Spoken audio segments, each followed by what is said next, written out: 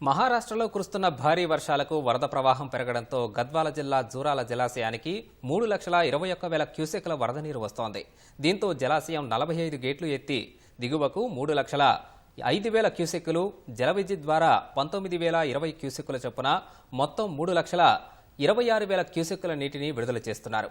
Project పూర్తిస్థాయి నీటి సామర్థ్యం 9.65 టీఎంసీలు కాగా ప్రస్తుతం 7.97 టీఎంసీల నీరు నిల్వ ఉంది.